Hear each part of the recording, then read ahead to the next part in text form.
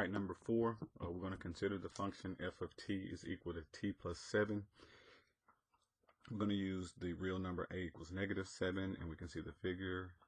We're going to find and graph the area function, and then we're going to verify that the derivative of the area function is equal to f of x. All right, so we are going to integrate a, which is -7, up to x of f of t. Now f of t is equal to t plus 7 dt. Now remember, we're going to use the power rule, so I wrote it a little bit different, but it's going to be, let's just say, x to some power. Okay. When I integrate this, what's happening is I'm going to add 1 to the exponent and then divide by that exponent. Okay, so it's kind of like the derivative of the power rule, but we would multiply and then subtract 1. Now we're adding 1 and then dividing, so just doing the opposite. So I'm going to do that for each term. So add 1, and then so 1 plus 1 will give me 2. So I'll get t squared divided by 2, and then add 1. So it's understood to be a t to the 0. When you have a constant, add 1, and then divide by 1. So you'll have plus 7t, and we're evaluating this from -7 to x. Now, I didn't write the plus c again, but the plus c is going to cancel out. So whenever I plug in upper and lower limits, we get x squared divided by 2 plus 7x minus, this will be -7 squared divided by 2, and then plus 7 times -7.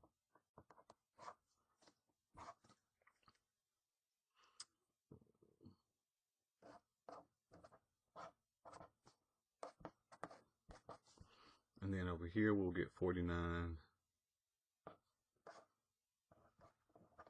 divided by 2 minus 49. We can double this to combine like terms. So times 2 and times 2. So that'll give us 98, a -49, and then times a negative. Let me write it out because you'll get lost. Minus 40. Let's just go ahead and distribute this. So that'll be a minus, and then that'll be a plus.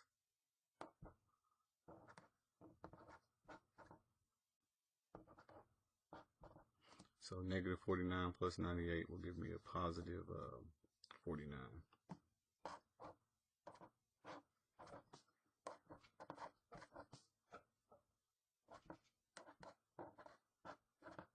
So here would be our function, big F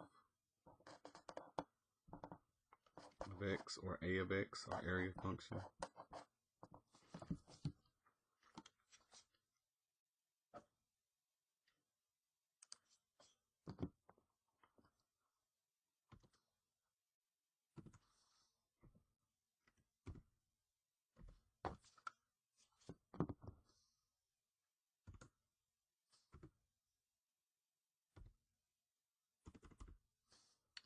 To the side.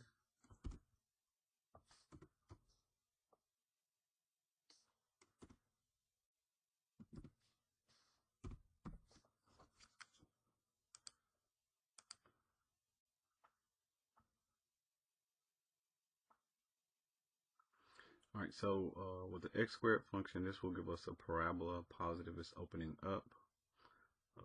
The y-intercept should be 49/2, which is roughly 25, somewhere close to 25. So I'm looking at a parabola shape.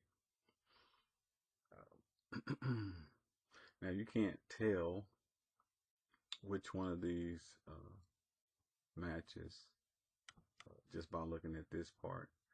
So we could graph it, which I'll graph it with technology, but we could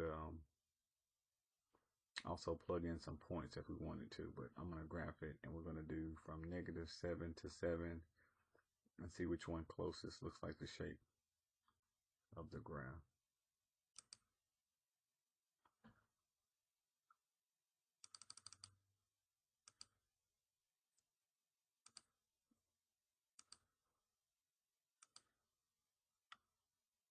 X squared divided by 2 plus 7x plus 49 divided by 2. We're going to go to window. X minimum is going to be -7. Maximum will be 7. Y minimum was 0. Went to a height of 10. Alright, so looks like it goes closer to this x-axis than not. This one looks pretty far between D and C. They all look like they cross at 7. The next point we could see is if we were to do the vertex and then shift right 1. So if we plugged in 6, we can see what the value is. So let's just say if we trace and we were to plug in, say -6 actually. Okay, -6, it says 0.5. So when I look at these graphs, these lines are counting by ones to go up to 10. 1, 2, 3, 4, 5, 6, 7, 8, 9, 10. So if I went to -6, this one is showing that it goes through that point, which wouldn't be correct as far as our plug-in. We got a half. So I would not go with graph C. Let's look at 7. Again, it looks closer to the x-axis anyway. So if we went to 6, it looks like it's about halfway. So I would default to graph D from graphing it.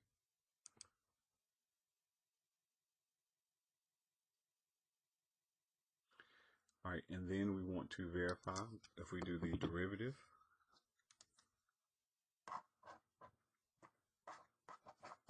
So thinking about our function, if we do the power rule, you multiply by 2 and subtract 1 from that, so the 2's will cancel, and then x minus 1 will give us x, and then our 7x multiply by 1, and then subtract 1. 1 minus 1 is 0, so that term will go away, so we have plus 7, and then the constant is 49 divided by 2, but this is understood to have an x to the 0, so when you multiply by 0, the whole thing cancels out. So we're just left with x plus 7, which is the same as our original function, just f of x instead of f of t. So we do get that a prime of x is equal to f of x, which is x plus 7.